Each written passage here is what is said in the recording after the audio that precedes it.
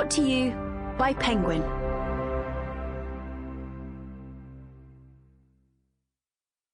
Karl Marx and Friedrich Engels, The Communist Manifesto, with an introduction and notes by Gareth Stedman Jones. Part 1. Introduction. 1. Preface. Through most of the 20th century, the importance of the Communist Manifesto was uncontested. It was important, not because of its intrinsic merits, but because of the brute facts of world politics.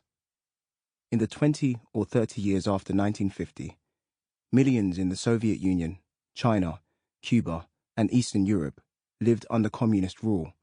Millions more, whether engaged in civil wars in Southern Africa, Latin America, and Southeast Asia, or in political struggles in France, Greece, Italy, or Portugal, lived in countries in which communism was a powerful and inescapable presence.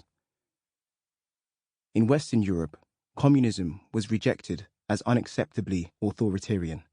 But strange though it now seems, until the 1960s, it continued to be identified with an image of ruthless and energetic modernity. At the time of the Soviet five-year plans in the 1930s, it had been thought to possess an answer to mass unemployment. Through to the 1970s, it was widely believed to have the most effective solutions to economic backwardness. In many parts of the Third World, national liberation and anti-colonial movements concocted their creeds from a mixture of Marxism and nationalism, while even in Northern and Western Europe, a blend of Keynesianism and moderate versions of socialist planning appeared to be in the ascendant. In Britain, in 1964, for example, the Prime Minister, Mr. Wilson, as champion of the forces of modernity, believed he had to produce a national plan to regenerate the country. Only in the United States, and even there, only after a sustained period of persecution in the McCarthy era, did the population appear immune to the appeal of socialism.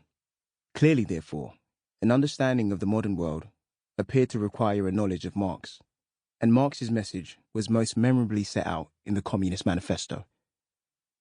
But in the 1980s and 1990s, the political landscape of this mid-20th century world was transformed beyond recognition.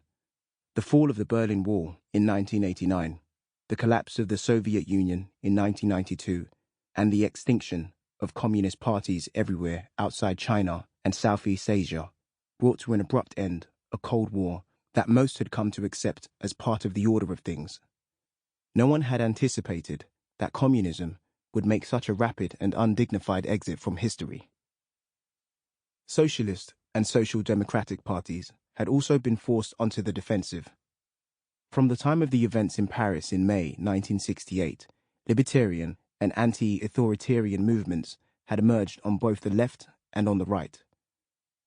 The rise of a new and more aggressive laissez-faire conservatism, spearheaded by Mrs. Thatcher in Britain and President Reagan in the United States, brought to an end the post-Second World War consensus built upon exchange stability, full employment, and social security.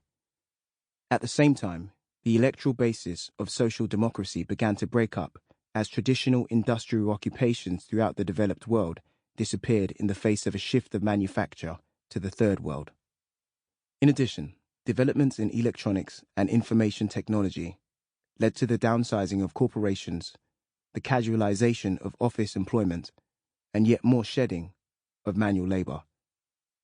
In the new era, a growing prosperity of the majority of wage earners in the advanced economies was accompanied by increasing insecurity and the emergence of an underclass lacking any useful function in the post-industrial economy. Traditional socialists and social democratic aspirations to shape the economy or to redistribute wealth were all but abandoned.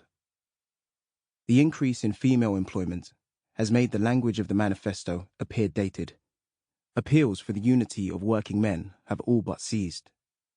The growth of more individualized political concerns and the proliferation of single-issue campaigns have made the ambition to turn the working class into a party appear incomprehensible. Belief in the possibility, or even the desirability, of a future communist society has become extinct. Sample complete. Ready to continue?